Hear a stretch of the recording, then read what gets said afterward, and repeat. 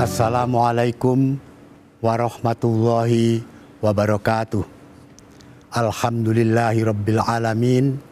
Wassalatu wassalamu ala asrafil anbiya wal mursalin Sayyidina Muhammad alaihi wassabi ajma'in. Qala Allah ta'ala fil Qur'anil Karim, a'udzu billahi minasyaitonir rajim, wa ma arsalnaka illa rahmatan lil alamin. Sadaqallahul azim.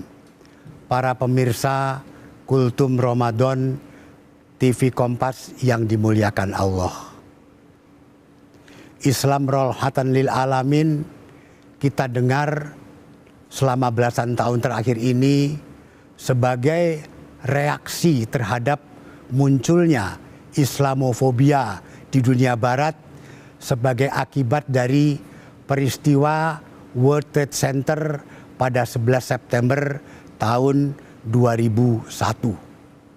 Dan juga untuk mengimbangi konsep Clash of Civilization yang digambarkan bahwa Islam, peradaban Islam dan peradaban Barat akan bertabrakan. Kita juga menyesalkan terjadi peristiwa-peristiwa kekerasan seperti yang terjadi di Indonesia, di Bali, di Hotel Marriott, dan di tempat-tempat yang lain. Kemudian konsep rahmatan lil alamin juga merupakan bagian integral dari upaya melibatkan agama dalam proses mewujudkan keadilan dan perdamaian dunia. Membangun persepsi positif Islam tidak mungkin dapat terwujud kalau kita tidak menampilkan visi Islam rahmatan lil alamin. Rahmat adalah kurnia ilahi yang mencakup Rahman dan Rahim. Kalau Islam dimaknai dan dipahami secara benar dan juga diterapkan secara benar, maka keduanya akan dapat kita hadirkan di dalam kehidupan kita sehari-hari. NU menerjemahkan Islam rahmatan lil alamin melalui prinsip tawassut dan i'tidal. Tawassut berarti di tengah-tengah, moderasi, dan i'tidal adalah tegak lurus. Tawassut adalah cara membawakan Islam secara kontekstual, bukan tekstual. NU memakai 3 pendekatan. Pertama, fiqhul ahkam, menentukan hukum fikih berlaku untuk mereka yang siap menggunakan hukum positif Islam. Pencariannya dilakukan melalui proses bahsul masail yang dilakukan mulai dari tingkat cabang, tingkat provinsi maupun tingkat nasional. Yang kedua, melalui fiqhud dakwah dalam rangka mengembangkan agama di tengah masyarakat luas yang beraneka ragam, tidak menggunakan pendekatan fikih legal formal, tetapi melalui pembinaan atau konseling. Yang ketiga, fiqhus siyasah, bagaimana membawakan pemikiran tentang hubungan agama dengan politik dan kekuasaan negara.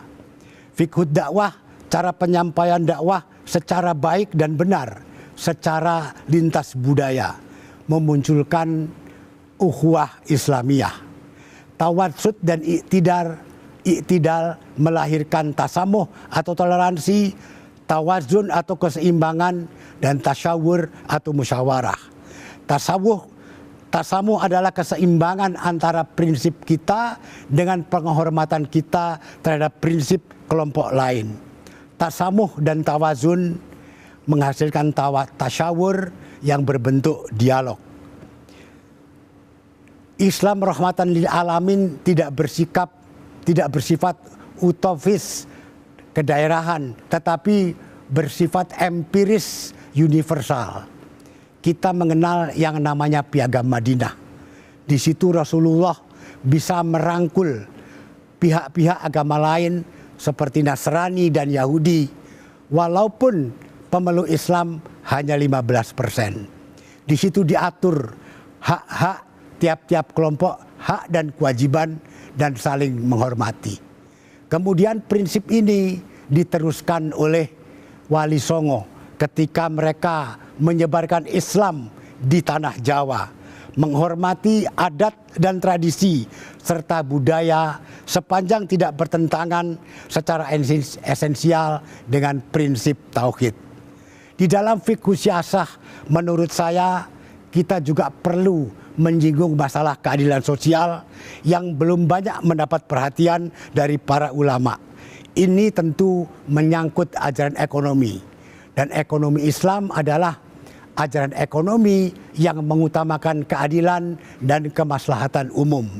Kedepannya kita mengharapkan diberikan perhatian yang lebih besar kepada upaya mengembangkan sistem ekonomi yang berkeadilan yang dapat menjamin kesejahteraan seluruh rakyat Indonesia. Terima kasih.